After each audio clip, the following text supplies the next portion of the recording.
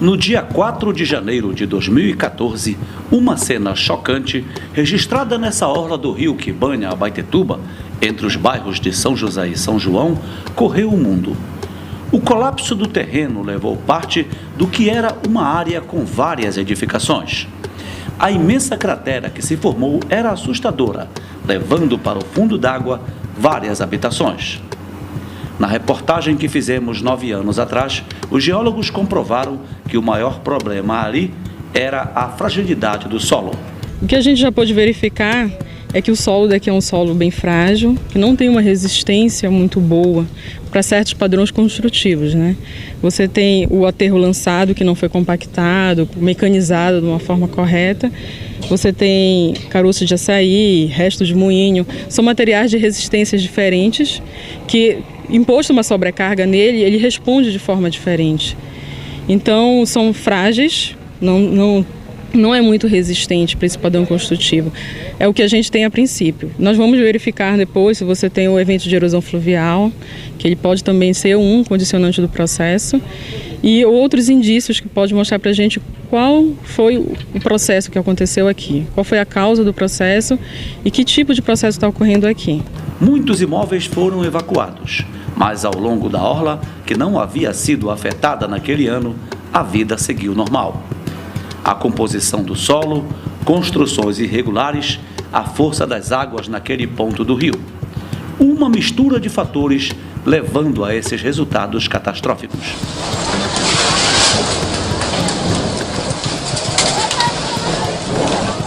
Mas onde começa tudo isso?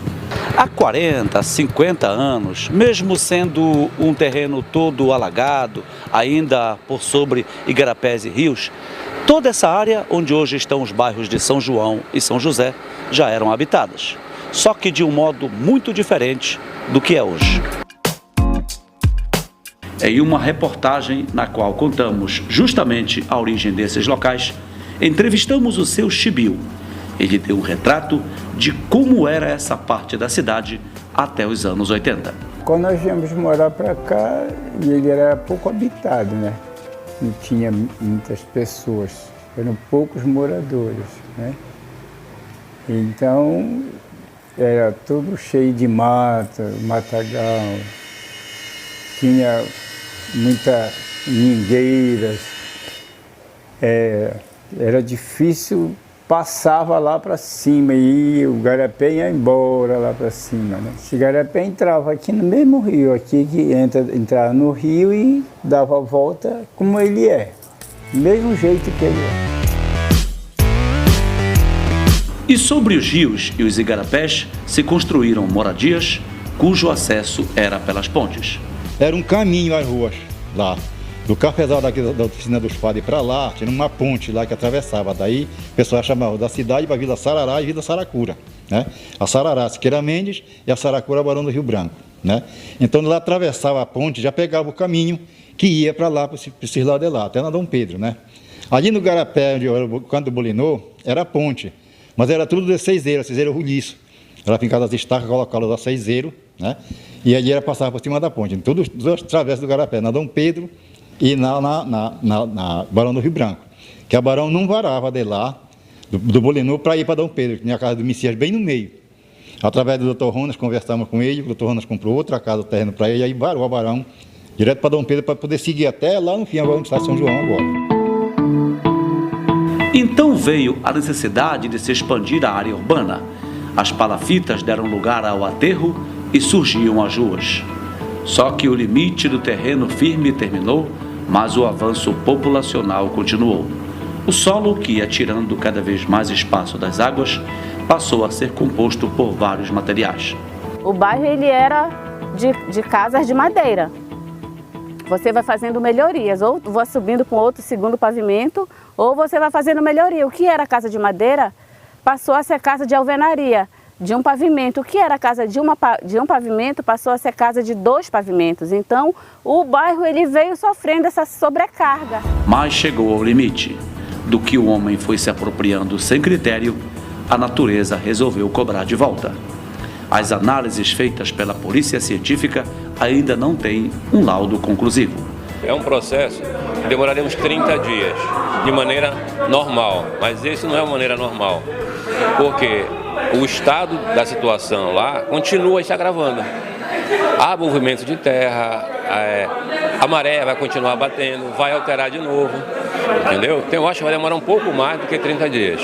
Mas aqui é um problema sério, que se repete, é um negócio cíclico. Há 10 anos caiu uma parte da cidade, agora caiu outra parte da cidade. O diagnóstico final ainda não é conhecido, mas o perito Joaquim Araújo, com toda a sua experiência, não é lá muito otimista quanto ao que pode vir a acontecer com a área afetada pela erosão. Vai cair a igreja, vai caindo aos poucos, porque aqui, toda aquela área tem uma fundação muito ruim. Você vai ver, você pega a estratificação do terreno, tem lixo, saco plástico, casca de açaí, resto de madeira. Então esse é material que com a água dissolve, né? E você perde a sustentação. Então tudo que tiver em cima vai cair. É uma questão de tempo só. Logicamente, esse laudo ainda não está pronto, mas o perito criminal do IML, numa visão assim já imediata, tem um resultado animador ou nem tanto para quem habita ou tem algum tipo de edificação naquela área? Lamentavelmente, é problema para a pessoa que mora lá. Eu vejo casas de madeiras, até nem tanto assim, mas de alvenaria. O cara investiu a vida dele, fez uma casa de 2 andares, 3 andares, não vai sustentar. Aquele terreno não tem capacidade de sustentação com uma carga tão grande, entendeu? Então, pensando logo em se mudar dali. Foi por isso que tão logo foram dados os primeiros sinais da natureza no domingo 5 de março, a igreja de São José começou a ser evacuada. A Diocese de Abaetetuba tomou algumas medidas para evitar que os católicos do bairro ficassem sem as celebrações. Então a igreja templo ela é fechado, o salão também é fechado, porque está num processo de estudo também da área, então vamos também ter que levar em consideração também esse olhar técnico, porque celebramos a vida e seria imprudência da nossa parte, né, pedir que o povo também continuasse vivenciando o mistério, né, de Cristo num ambiente que pode colocar em risco a vida. Então, qual vai ser a medida? Celebrar nas famílias, e um ponto também de referência será a Casa dos Xaverianos, né? O Centro CAN, o Centro de Animação Missionária, onde o povo também vai ter a oportunidade de dar continuidade, né, no seu projeto de evangelização. Até o povo não vai ficar sem catequese, as crianças, os jovens, os adolescentes, porque até algumas famílias, né, já conversei com os coordenadores da comunidade que cederam até a própria casa para servir também, né, de ambiente para catequizar nossas crianças.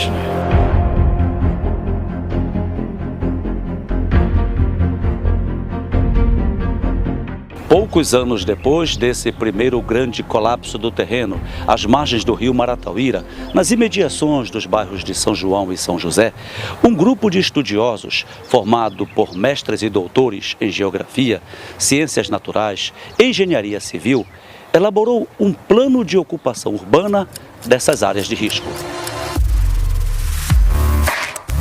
Naquele estudo, foram propostas as criações de zonas de preservação ambiental e zonas de interesse social. A sugestão era de que os moradores fossem remanejados daqueles perímetros, o que acabou não acontecendo. A proposta era a criação de espaços abertos para o lazer da população. É basicamente a mesma opinião do perito Joaquim Araújo. Teria que desapropriar toda aquela faixa, transformar aquilo num bosque, numa praça, alguma coisa que não tenha carga nenhuma e fazer um muro de contenção na frente.